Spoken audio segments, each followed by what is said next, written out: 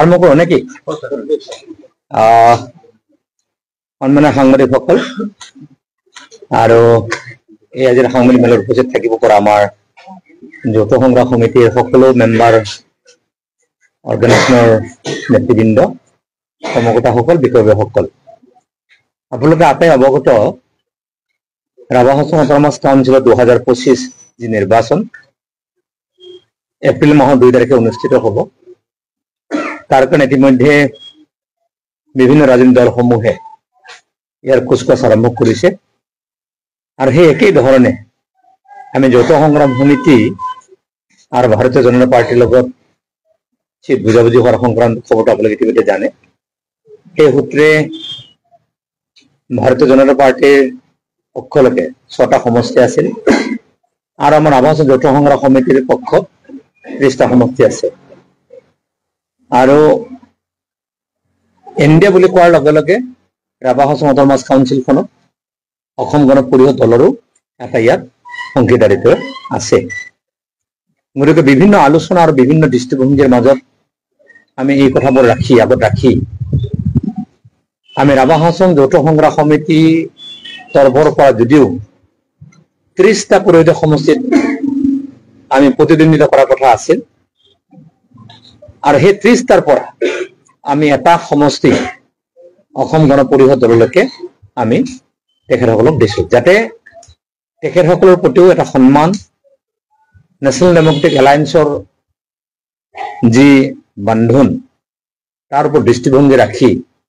Rabha Hasong autonomous কাউন্সিলৰ নিৰ্বাচনটো ৰাভা হাছং যৌথ সংগ্ৰাম সমিতিৰ মূল নেতৃত্বত যিহেতু এই নিৰ্বাচনটো অনুষ্ঠিত হ'ব, গতিকে এই দৃষ্টিভংগী আমি আগত ৰাখিছোঁ আৰু তেনে দৃষ্টিভংগী আগত ৰাখি আগন্তুক সময়ত আমি একেলগে নেশ্যনেল ডেমক্ৰেটিক এলায়েন্সৰ দলসমূহৰ দ্বাৰা, ঘটক দলসমূহৰ দ্বাৰা আমি আগন্তুক 2025 2 এপ্ৰিল অনুষ্ঠিত হ'বলগীয়া ৰাভা হাছং কাউন্সিল নিৰ্বাচনত আমি প্ৰতিদিনে আগবঢ়াম। ৰাইজৰ সহযোগিতা আমি কামনা কৰিম আৰু আমি ৰাভা হাছং যৌথ সংগ্ৰাম সমিতিৰ তৰফৰ পৰা আমি যি 29টা সমষ্টিত, পৰিষদীয় সমষ্টিত যি কেণ্ডিডেট আমি থিৰাং কৰিছোঁ, আমাৰ ডিচিশ্যন মেকিং কমিটি বিভিন্ন পৰ্যায়ত আলাপ আলোচনা কৰি বিভিন্ন জাতি জনগোষ্ঠীক প্ৰতিনিধিত্ব দিয়াৰ এক ব্যৱস্থাৰ মাজেৰে আমি আশা প্ৰকাশ কৰি আমি এই ঘোষণাটো ক'ব কাৰণে গৈ আছোঁ। গতিকে আপোনালোকক মই কৈ আছোঁ, 1 নং ধূপধৰা আনৰিজাৰ্ভ অনাৰী চৰকাৰ, 2 নং ধনুভং, 3 নং ধনুভঙা ST সমষ্টি, তাত ফণীন্দ্ৰ ৰাভা, 4 নং ৰংলে ST উমেন মণিদীপা ৰাভা, 5 নং কোচবিহাৰ দৰংগিৰি ST হিতেশ ৰাভা পাটগিৰি, 6 নং north Dudhnoi unreserved women Ujjwala Brahma, 7 নং দুধনৈ সমষ্টি পংকজৰ ৰাভা,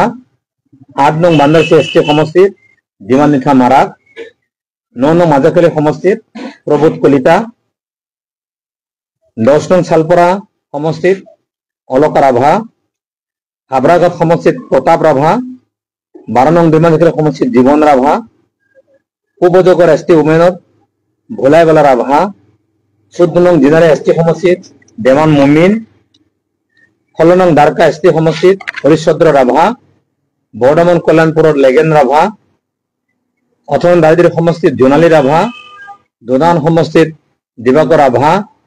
জাৰিয়াৰ সমষ্টিত অশোক কুমাৰ ৰাভা, 23 নং কলিয়া সমষ্টিত নগমন স্বৰ্গীয়াৰী, 24 নং লক্ষী সমষ্টিত তিলোত্তমা ৰাভা, 25 নং হাইম সমষ্টিত সোণাৰাম ৰাভা, 26 নং জহাংখালী সমষ্টিত অৰ্জুন চেত্ৰী, 27 নং বকোত সুমিত ৰাভা, 28 নং উত্তৰ বনগাঁৱত আদিত্য ৰাভা, 29 নং দক্ষিণ বনগাঁৱত মিনতী বড়ো, 31 নং গোবৰ্ধন সমষ্টিত জ্যোতিষ চন্দ্ৰ ৰাভা, 32 নং পানটানত ৰমাকান্ত ৰাভা, 33 নং কুলচিত ৰশ্মিবালা ৰাভা, 34 নং চান্দৱীত নিপেন চন্দ্ৰ ৰাভা। এই 29টা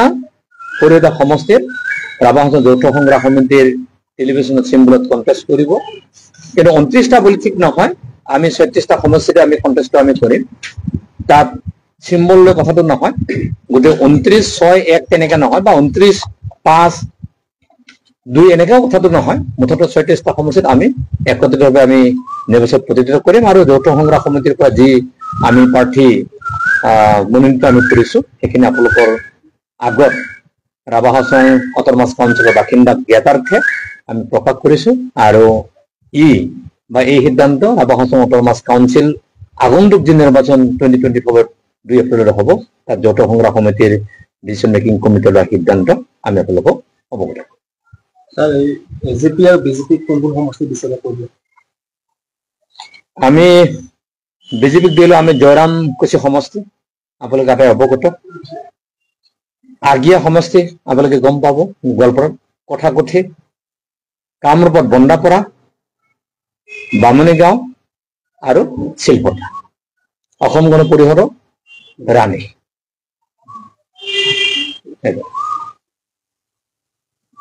হ'ব, থেংক ইউ।